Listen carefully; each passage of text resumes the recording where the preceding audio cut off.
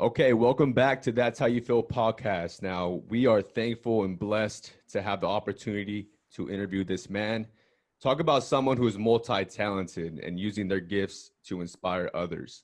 You name it, this guy does it. He's a content creator, film producer, and editor, and most importantly, a believer in himself and others. He is a creator and executive producer and head of operations for Lakers guard Danny Green's podcast, Inside the Greenroom. Ladies and gentlemen, I welcome Amjed, Jed Osman to That's How You Feel podcast. Amjed, thank you for coming, man. Fellas, thank you guys for having me. It's an honor to join your podcast. I'm excited to be here. Now we got your name before off air. We got your name right. It's Jed. Dope name, by the way, bro. We love it. Very, very unique for sure. I appreciate it, man. I speak Arabic as my first language. Okay. My family and I came to the U.S. in 2001, and I picked up English after that. Oh, all of us did, actually. And so it was kind of a funny experience for me to introduce people, because I tell them that my name is Amjed, and they say, oh, you said Jed or Jake or something else. And I'm like, oh, Jed will work. Jed will work. It's better than Jake. All right, well, let's just get right into it. I went on your website, not to be a little creep or nothing, bro. No, I he was creepy. do my little research. You did your research.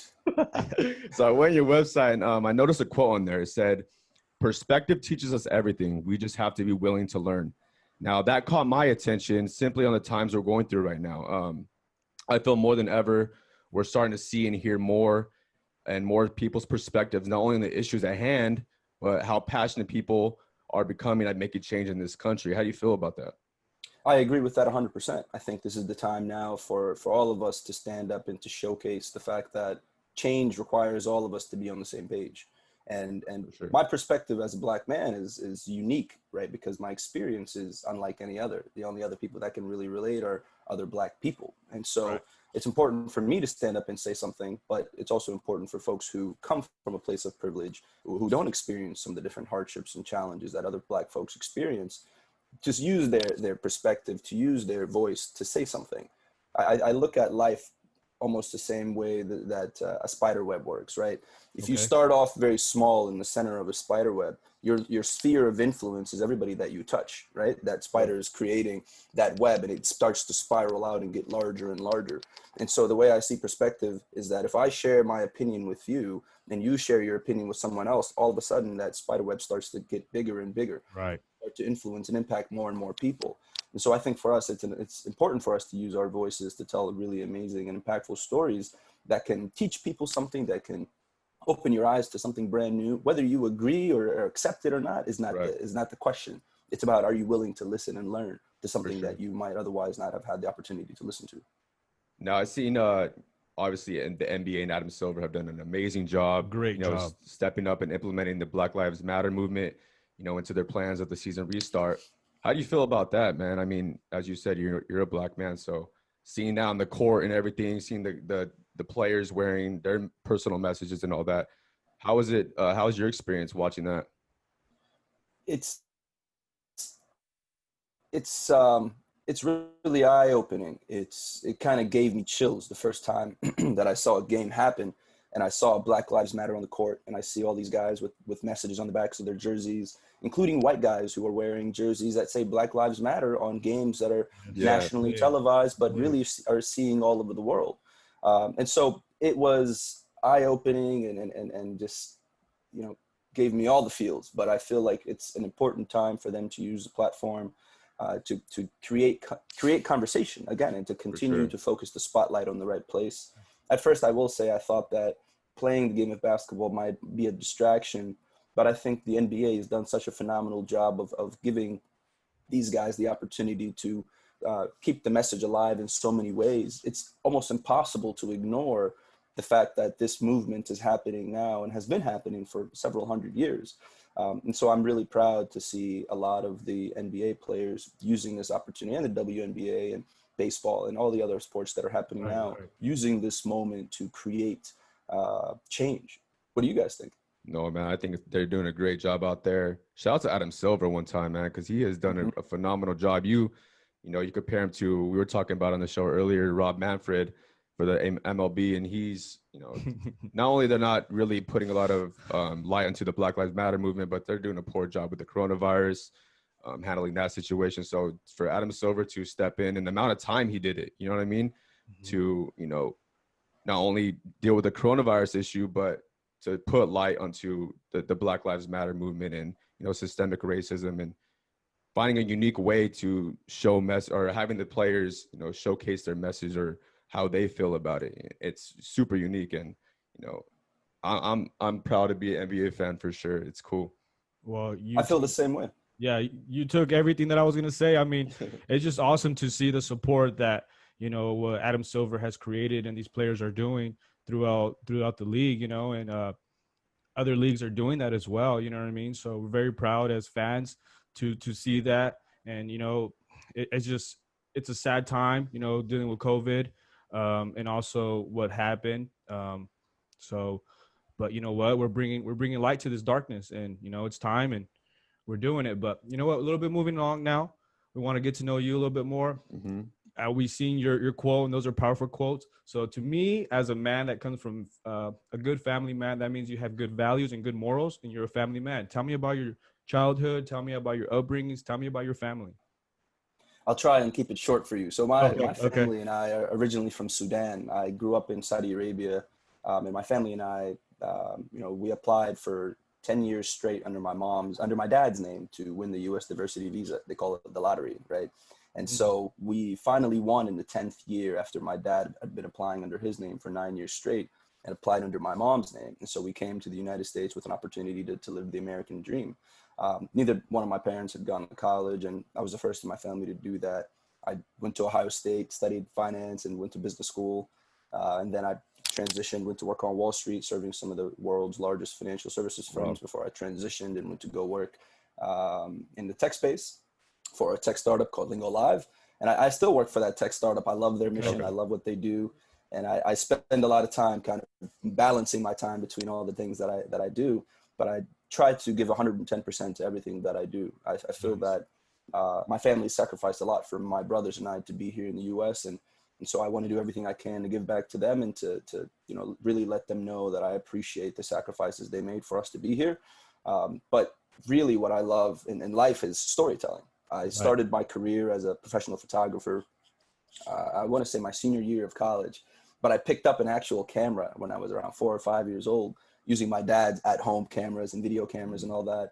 And so I started to learn photography, but I never really picked it up as a true craft until senior year. I started to shoot a bunch of different photos, and I started to work with a creative director who taught me a lot, and I learned everything before that on YouTube. And so, you know, as you guys are creators as well, I'm sure you can relate to that. Yeah. It's one thing to learn from a schooling experience. It's another to learn on your own and to learn from true hands-on experience. So fast forward, now I work with Danny and Harrison as executive producer for our show. And I love that experience, and I'm working to create some other shows as well. Just because I'm passionate about storytelling, and I'm passionate about giving people the opportunity to have a platform to use their voice to influence others, no matter how big or how small that platform might be. All righty. So another quote that we read on your page, it says, "The journey is more important than destination." Tell us about that. Because you talked about you from Sudan, you've had a hell of a journey, man. We got to say for sure. So talk to us about where you came from, not only where you came from, but where you're at now, bro. Because, you know, reading your resume as far as going to Ohio State and, you know, working in all these different companies, that's got to be a good feeling for sure, knowing where you started to where you're at now. Yeah, I think it feels good to be where I am, especially given where I came from, right? I don't know how much you know about Sudan, but Sudan is a third world country that's experiencing a revolution right now. And so for me to be in this position and to be able to be here in the United States and to be building something that I own in partnership with Danny and Harrison, you know, 3 Black men, for us to be doing something like that in today's world. And it's not like it's, you know, a new thing that we just started today. We've been doing this now we just celebrated our 2-year anniversary of the show. And for me to be working with Lingo Live and helping to empower some of the world's largest tech clients that I get to manage as clients of mine, on top of being able to stay involved in my community, whether it's through charity work or through, you know, mentorship or, you know, going to speak at different events to show other kids around me in my community that anything is possible. I really feel blessed, and I feel grateful for the opportunities I've had in my life. I think that's all a testament to the investment that folks around me have made into my journey, into my development. Right. So I certainly wouldn't be here without not only my family and my faith, but also the folks that mentored me and guided me along the way, teachers that cared about me and saw something within me and gave me opportunities to develop as a leader, gave me opportunities to use my talents to create something. So I really feel lucky to be in this position. That's dope. No, and for sure, I'm sure there's many in Sudan that don't have the opportunity that you and your family were able to have. You know what I mean? So to take full advantage of that, bro, that's dope, and that's only God can do something like that, bro. In my opinion. I couldn't agree more. I went back to Sudan for the first time in 20 years, the end of December of 2019 and / beginning of 2020. And it was as if it was truly like a homecoming. It was like a reunion. Mm-hmm. You know, I have a lot of family. I think I have on my mom's side of the family, 8 or 9. She has 8 or 9 brothers and sisters. My dad has the same 8 or 9 brothers and sisters. Yeah, that's a huge So we've got a big family, thank God, right? And for me, I had a chance to visit my mom's side of the family. I got to go back and make more time to see my dad's side. But I want to say, around 40 relatives on my mom's side of the family alone that I was able to see in that time. And that's not even everyone. And the majority of those people are all women too. And so I felt, you know, like I felt a sense of kind of an eye-opening experience to see so many powerful women in my family holding it down and really just being there for their families and being the head of their families and supporting and providing for our family. So I thought that also kind of gave me an opportunity to really reflect and appreciate the strength of women in this country, but in this world, because all of them have obviously put us in the position that we're all in too. Correct. So congratulations on the success of Inside the Green Room. You said 2 years. You said 2 years. Let's go. Congrats, man. That's dope. It's on Spectrum Sportsnet now, I saw, covering which is a channel that covers the Lakers. So that's huge, man. Congratulations. So let's talk about how you got the opportunity to work with Danny Green. How did that come into play, and how has that experience been like for you? Yeah, so when I was a student at Ohio State, I actually met Harrison, who's the co-host of our show. Right. And Harrison was working for Spectrum Sportsnet Ohio at the time, their regional sports network. And ironically enough, they ended up laying him off. And so he had seen that I finished my degree. I used to party and hang out with Harrison, and we just kind of we were really good friends, but that was really the extent of it. We didn't work together. I went to New York City, and as he and I continue to do our own separate things, he saw that I had been doing some creative work. And so he called me and said, "Hey, I'm thinking about starting a podcast. Can you shoot some photos for the podcast, for the pilot?" And I said, "Sure, but I can do a little more than take photos. What exactly are you looking to do?" And so he and I talked about a vision. That's a good line. That's a good line. I might take that. Yeah. Bro. I can always do more. Yeah, always. Right. So, one thing led to another, and Danny and Kawhi had just gotten traded from the Spurs to the Raptors at the time. Okay. And we were thinking of shooting a pilot, selling it to a network as a show, and seeing if we can get some dollars for it. But instead we said, all right, fuck it. We're going to just, this is hopefully not explicit, but no, you're good. We said, fuck it, we're going to run with it and see what happens. Yeah. And episode one went viral. And so we kind of never expected for it to become what it eventually became. So dope, man. I know you've met a lot of people, bro, who are like some of the coolest celebrities or athletes that people would think, oh man, they're probably dickheads, or oh man, who is somebody that really surprised you, like, oh, this guy's cool as hell, man?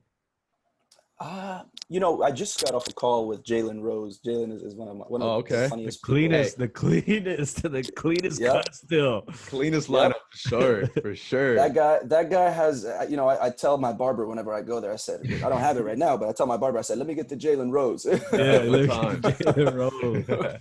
For those of you listening, if you don't know what we're talking about, Google Jalen Rose, and you'll see just how crispy his edge up is. And he's a little bit older now. He's retired, but he's got the crispy waves and super dark hair. He's always had the swag since Michigan, though, low key. So I mean, he has always had the swag since Michigan, and he's a phenomenal dude. We've done a lot of different events together, and so we have a lot of fun hanging out with him and talking to him. But I've met LeBron several times, and he's super cool. I've met Anthony Davis.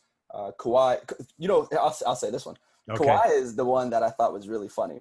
Last year, Kawhi is actually a pretty funny guy, man. Kawhi is a super quiet, reserved human being, as you can imagine. But once you get him in an area where he feels comfortable, he'll talk, he'll joke around, he'll make silly comments here and there.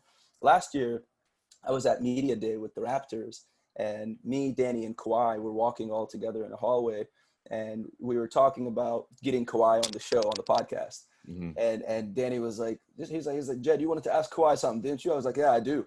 And so I was like, Kawhi, I said, what are the chances we can get you on our podcast? And he was like, the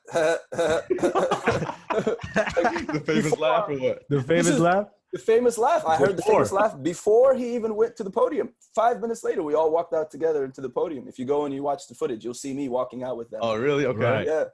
And so I thought it was hilarious because we just were having a really fun experience, just shooting the shit. And he was just being funny, but he was like, "Oh, it's gonna cost you." So that was a really funny moment. Do you ever catch yourself getting a little starstruck sometime? Like, oh my God. Like, I know you had a little conversation with Kawhi, but like, do you ever just sit back and like, dude, that was actually Kawhi Leonard. He's going to be a Hall of Famer one day. You know what I mean? I would be a fool if I didn't say that I do get starstruck, right? Like I met Shaq, and Shaq and I got a chance to talk, and yeah, right. We were texting back and forth about some shit that we were trying to do for the show.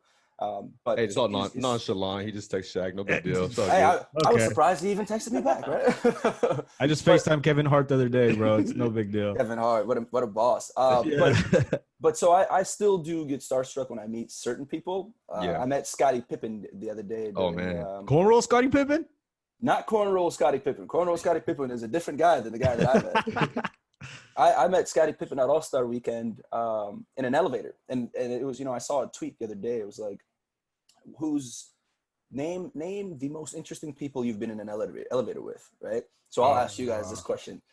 So for me, it was myself, Scottie Pippen, Joel Embiid, and Joel Embiid's girlfriend. I don't know her name, but she's a supermodel. Mm-hmm. And so it was all of us and a couple of Scottie Pippen's family and Harrison. And so we were all in this elevator, and I'm looking around, I'm like, oh, this is really crazy. There's a lot of people in this elevator that are all doing, pretty cool things. Yeah. So I thought that was really funny. All right, let's talk about, you have a show that's very successful, and who's somebody you guys want to work with? Who's next? Somebody that, we want. Kawhi, you mentioned Kawhi. He said he's going to cost a little bit of penny, but yeah, who's your dream person to work with? Who's next? For me, I would love to have LeBron come on our show because of everything that he's doing in the community, because of everything that he's doing to support the fight against voter suppression, because of everything he's doing in terms of building a player/athlete platform to empower them and to give them an opportunity to use their voices. So he's definitely someone that is within reach that I think we would be all thrilled to have.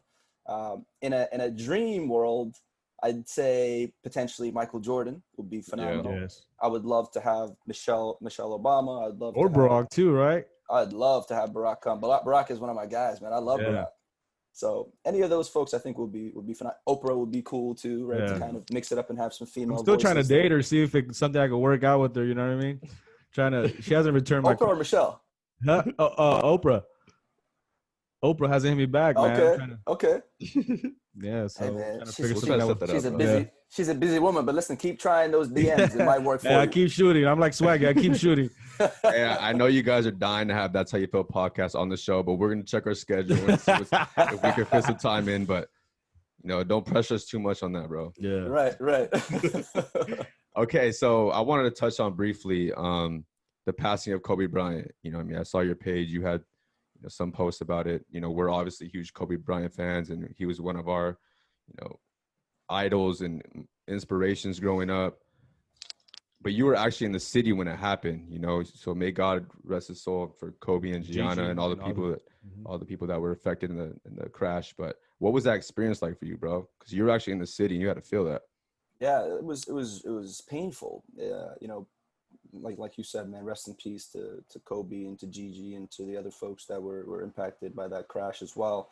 It was one of the more difficult moments of my time here in LA, to be honest with you, because you could feel it everywhere you went. Right. You could see people, visibly, emotionally disturbed or bothered. And so I I went to the memorial, the game that they played, and then they had obviously Usher performed that night, and they had an entire tribute to Kobe, and there wasn't a room in the entire arena that wasn't filled with tears, including mine, right? And so it was an extremely emotional night. And so I don't know how those guys played a game that night. Dude. I don't think that I would have had it within me.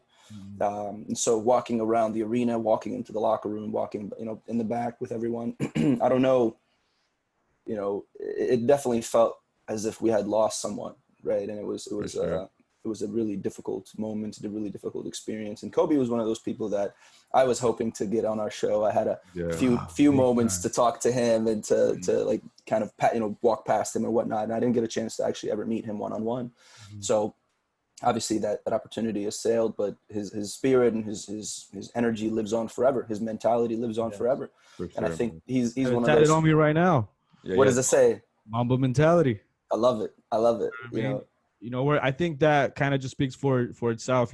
I think it was created, not everybody's perfect, but as long as you work at something and you strive to something, you got to go get it. You know what I mean? I'm not the most hardest working person, I have my lazy moments, but I try to wake up every day with a purpose, and try to go get it. You know what I mean? So, and I think that's exactly what he would have wanted, right? He wanted all of us to dream big and to do whatever it was going to take to be able to accomplish those dreams. All right, so let's talk a little hoops now, man. Yeah. I know we talked a little bit off air, but outside of Danny Green, who are some of your favorite players in the league? Some of my favorite players, man, I definitely have to say John Morant. John Morant is one of my favorites right now. That guy's bucket, bro. Walking bucket, is explosive. Yeah. Offensively, he's a nightmare to defenses. Him and Jaren Jackson, the way they're playing, man, those guys have a young team that's poised for a tremendous opportunity to grow and to do phenomenal things in this league. I love watching Devin Booker play. Obviously, you see the Suns are doing phenomenally in the bubble right now. Crazy, bro, in the bubble. Another walking bucket. I love watching Giannis play. I really enjoy watching the Raptors young team play too. They've been a lot of fun to watch. Obviously, those are all my guys. Yeah. So I kind of secretly root for them. But right. So who were you rooting for the other night when they played the Lakers?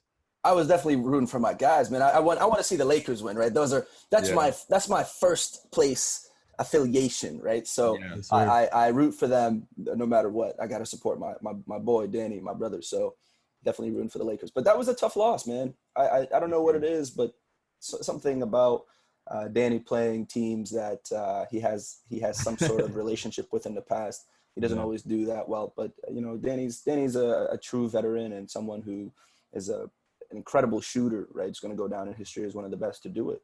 And someone who always finds opportunities to adjust and to play his game regardless of the noise. So I really respect that about him. And if you got that bullseye tattoo on your elbow, you better have that strap on you for sure. That's something that is earned, not given. For sure. So you just mentioned right now about the Lakers, and that's the team you wanted to win. But what are the chances that they're really going to win? What's your opinion about it? I think the chances are really high. I think this is the season for the Lakers to do it. If you take a look at their roster, several guys on that team have not just one, but more than one championship ring. JaVale McGee, Rondo, Quinn Cook, Danny Green, LeBron James, and I think there's a couple of guys left that don't have chips yet that kind of around all these people. Alex Caruso, that won it and that are working for it. Alex Caruso came on our show very early on in the season. Caruso. Yeah, I saw that. Love that guy. And so he said, one of the things that kind of resonated with me is he's like, I don't know what it's like to win a championship. I'm around you and LeBron and some of these other guys that have a championship, and I'm hoping that I can pick up some of that NBA caliber, championship caliber, and that it'll remain with me. And so them picking up J.R. Smith, another guy that has a championship. Hennessy, ring. baby. Henny Smith, right? Talk to him. And having guys like Jared Dudley that have years of experience that can guide younger players like Kuz, right? That's what you need. So I think also another thing that a lot of media people don't talk about, or a lot of sports personalities don't talk about, is the chemistry. If you take a look at the chemistry between the Raptors last year, those guys were a really, really close-knit community. They loved each other. They hung out with each other. They were involved in each other's lives and families. And you can see that the Lakers are doing the same thing. Before the season even started, what did we have on Tuesdays? Tuesday, right? And you see LeBron and AD at LeBron's house. And so that's a great example of not just welcoming your teammates as a teammates, but becoming a family. And so I think that chemistry is going to go a long way. Or just Kuz's pizza party the other day, right? Yeah. So we also watched JaVale McGee's his YouTube channel, and we see. Were you on Danny when Danny Green took over? I think we seen you. Was that you? I was. Yeah. We were recording an episode of our show. Yeah, that was cool. Hey, how's Danny's Spanish going right now? It's going well. You know, I told you I work for a company. Muy bien. Para ahora. Yeah. That's cool, man. So he's using Lingo Live, the company that I work for, to improve his Spanish skills. And so the beauty of that especially being in LA. Oh yeah. You know, and he lived in San Antonio too. So he knew some Spanglish, but no Spanish. Right. So okay, we talked about the Laker chances, and I know you're gonna say probably your sleeper. Well, let's talk about a sleeper. I know you're probably gonna go Toronto, but that's not a sleeper though. Yeah, we can't say Toronto. It's not a sleeper. Who's your sleeper team? You would say coming out. Man, I want to win it all. I was gonna say on the East, I think they're not a sleeper team, but I think the Bucks are a team that is forced to be reckoned with. And honestly, I was gonna toss the hat in for the Sixers up until Ben Simmons recently. That's tough, man. That sucks. It's unfortunate. I hope that he, obviously can recover and come back healthy as a human. And if he comes back to play, or when he comes back to play, that'll be phenomenal to see him come back. But I don't know, man. I think I was telling this guy that the bubble has kind of elevated a lot of players' games. There's not much pressure without the crowd, with the fans in the crowd. There's just, you see a lot of players like TJ Warren. He's dropping almost 40 a game on the bubble. You know what I mean? Like and I feel a lot of it has to do with no crowd. Not really that much. No pressure Magic on City wings. You know what I mean? So there's not a lot of distractions. I actually think the pressure is even more. I don't know if you guys saw. Oh yeah, I don't know if you guys saw the Lakers' first regular season game. I can't remember who they played, but whoever they played, a lot of the guys. Right? Dallas. Oh, that's right. The Mavericks. Yep. That game, a lot of guys showed up to the sideline to watch, and so you've got to remember this is a similar style to AAU basketball, and so a lot of these guys are used to having done AAU ball where you play around your peers. Yeah. So I think that there's a lot more pressure when you're LeBron James and you've got Carmelo Anthony, Damian Lillard, all the young guys in the NBA that are going to be the future of the league. Yeah. Showing up to watch you, because you know that those guys may have a game night or something, and that'll prevent them from watching you games normally. But you saw all those folks show up to the game and are sitting on the sidelines watching. And I think that's even more pressure than what the fans say, because the fans, they don't know shit about basketball. I'm sorry. I don't really care if you're calling me or texting me and tweeting me and commenting on my shit, telling me I'm not a good shooter. You don't know anything about basketball. You didn't make it to the league, so I really don't care what you have to say. Right. But if Chris Paul is telling me, hey, you're selfish on the court, if Carmelo Anthony is telling me that I don't have a good basketball IQ, I may consider some of those things to be a little bit true. I see that point now. Okay. And so I think that's an added level of pressure for these guys. So I think it's different. So let's talk a little music now. Yeah. Who you got on your playlist, bro? What type of music you listen to? Ironically, man, I love, my favorite musician of all time is Michael Jackson. Love Michael Jackson. Okay. But outside of Michael Jackson, I love Drake. Love Kanye, Jay-Z, Nas, all those guys. I'd say that as of right now, it's a little difficult to be a Kanye fan. Yeah. So I try. Willie's the biggest, bro. I'm the biggest supporter of Kanye. Always have his back 1,000 times, bro. But Kanye could do the most stupidest thing, and Willie will find something. You know what? He did it for this. It's like, Willie, no, just. Hey, but he rides with his guy, so I respect him, man. I respect it too. I just think it's at a time where we need more unity, I feel like Kanye is dividing our people even more, right? As someone with a platform as large as his, you would hope to see him doing more to encourage people to vote. You would hope to see him doing more to encourage people to become educated about the decision they make, right? Yeah. I'm not going to sit here and say that Joe Biden is the best political figure for us, but he's way better, in my opinion, as a human being than Trump. So and then kind of touch about that where you just asked about Kanye. It takes this much of $0 to do.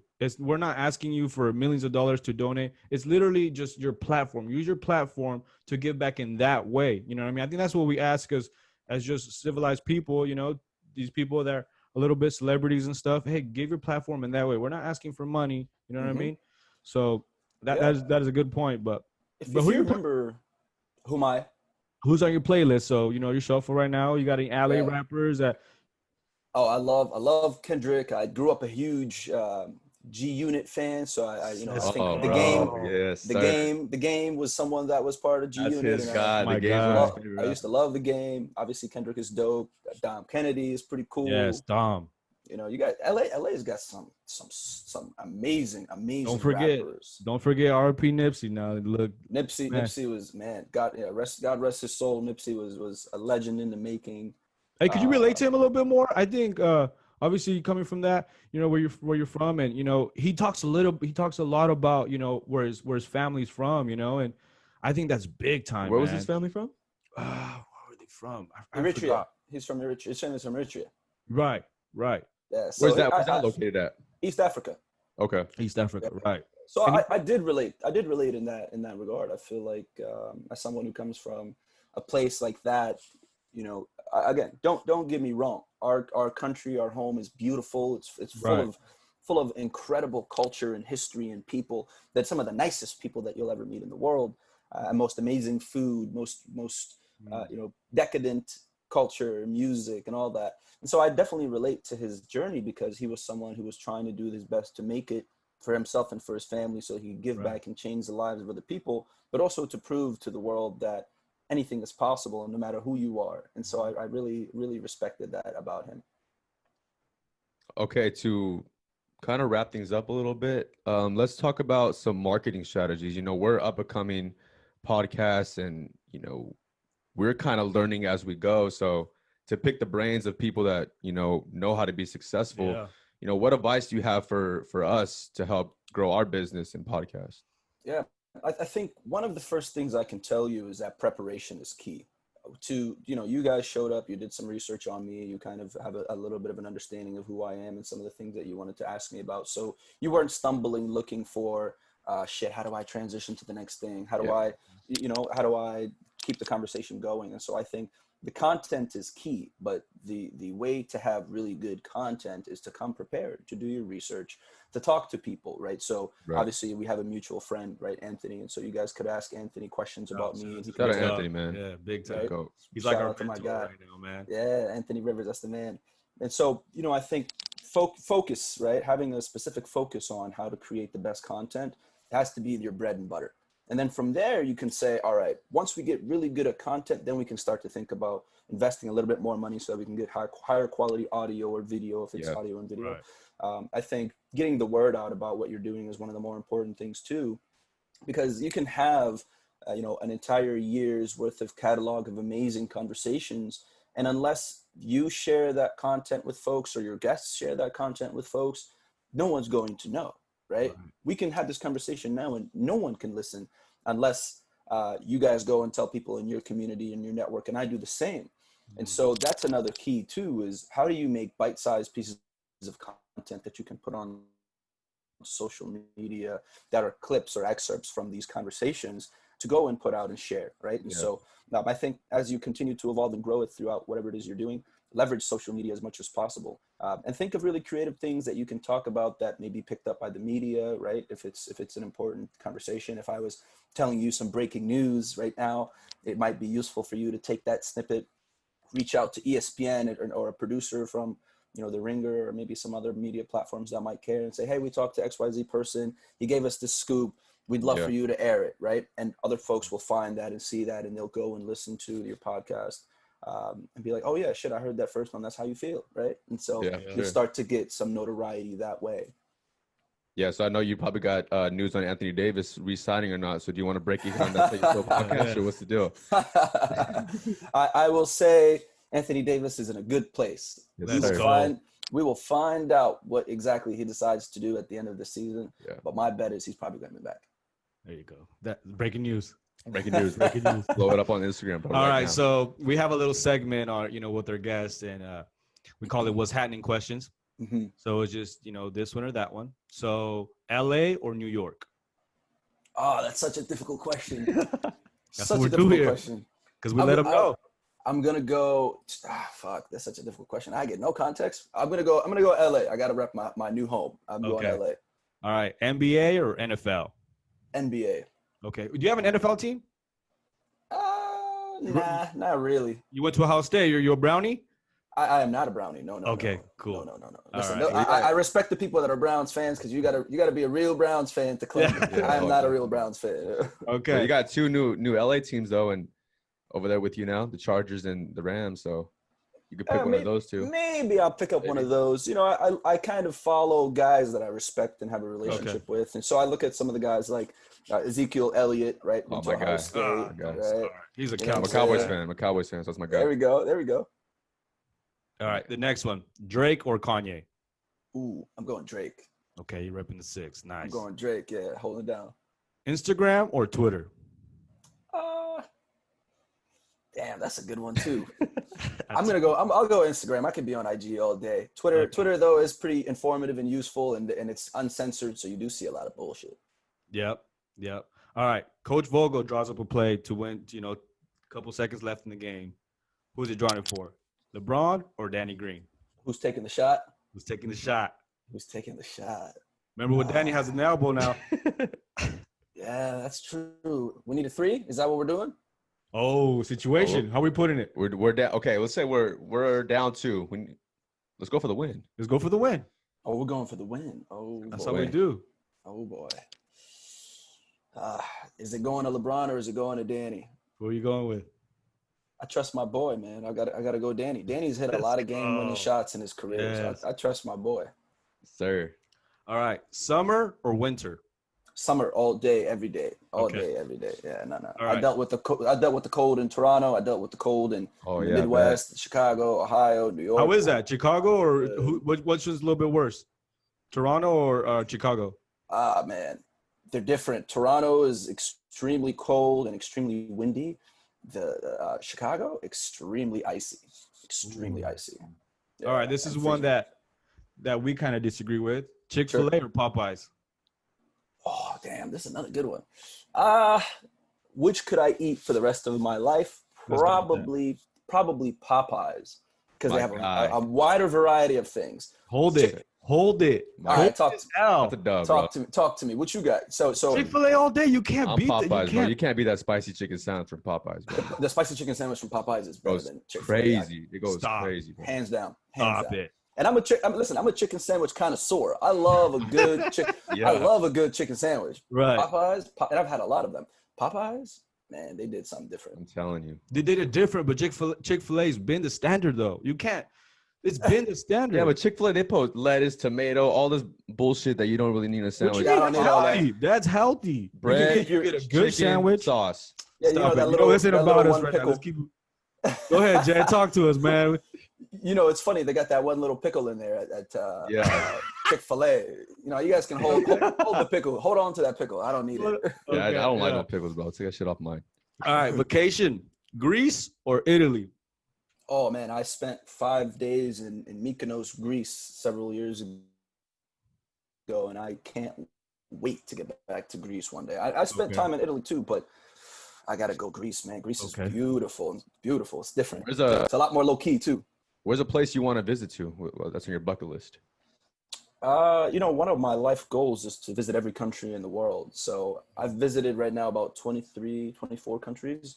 So I got a lot of places that are on my bucket list, but most immediately, I would really like to go to Jamaica, and I would really like to go to Brazil.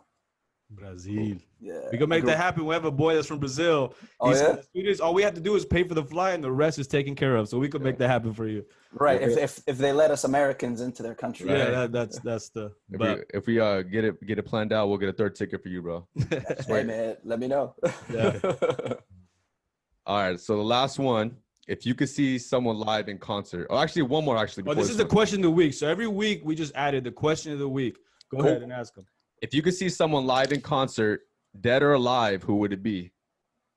Someone alive in concert, dead or alive. I'm going Michael Jackson. Michael Jackson. I'm going Michael Jackson. Give it away. Hands down, Michael Jackson. How about you guys? we talked about it earlier. I think I would see either Aaliyah or Mm, Biggie. those are Biggie, good too. for I sure. would go with Tupac at the House of Blues. I need that vibe. Yep. And then I'm Hispanic, so I have the biggest crush on Selena, so I need some Selena now. I need some Oh Selena yeah. in my life. Oh yeah. Oh yeah. Oh, that's another thing I meant to mention earlier when you asked me about music. I love Latin American music. Maluma, Osuna, Oh yeah. all Bad Bunny? those Bad Bunny. Oh yeah. A lot Now of you amazing tell that music. to the Latin women, that's it, you're in. Oh yeah, believe me, I know a little bit of Spanish. I need to get I need to get better. Yeah, we can help you with that, brother. Okay, so last one. Inside the Green Room, or That's How You Feel podcast? Oh, come on now. Talk so nice. I'm gonna show some love to That's How You Feel. Yes, Let's sir. go. Let's Let's go. If you're listening, tune in to That's How You Feel. Don't miss an episode yet. These guys are on the way. Appreciate that, bro. Appreciate that. Well, Jed, thank you for coming on the show, bro. We're, like I said, we're a growing podcast, and having the opportunity to talk with you is like paramount for our future, bro. Right. So thank you so much, man. My pleasure, man. My pleasure. You guys keep grinding, keep working, keep doing your thing, and like I said, stay focused on that content. Keep staying prepared, and keep telling the world about what you're doing. If one person listens, great. If 1,000, 1,000,000 people listen, even better. We're on our way, right? Absolutely. The goal is to you're cool, bro. We're blessed to have you. But if we can get Danny Green on the show one day, we made it, man. That's not too far off. I think we can make that happen. So we're gonna keep grinding. We're gonna keep grinding for sure. Absolutely. Thank you guys for having me. It's a pleasure. For sure. You have any last words? You want to plug the show or any socials?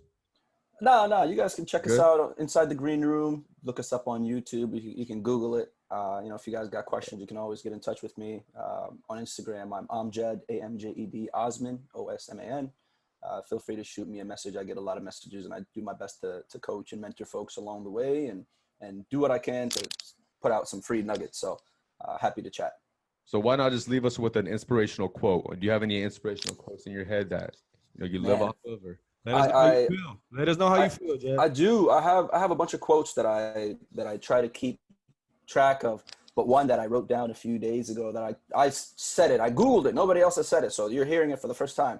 It's that you can't run away from your solutions, right? Not your problems, your solutions. And that speaks to the fact that sometimes we know what we have to do, and we try to take as long or try to avoid doing whatever it is that we know we need to do, but you can't run away from it. Sometimes when we know what the solution is, we need to accept it and just make it happen, no matter how difficult or painful it might be, and kind of rip off that Band-Aid and just know that whatever's coming after that is going to be better.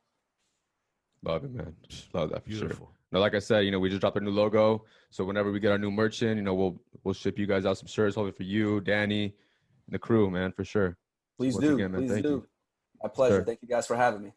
Sir. So thank you so much for listening. Make sure to follow our Instagram and Facebook page at That's How You Feel to get up-to-date news in sports and music. Check out hilarious videos, see upcoming guests, and much, much more. Hey, yo, Don B, did we hit him with another one? Yo, we hit it with another one, brother. Yes, sir.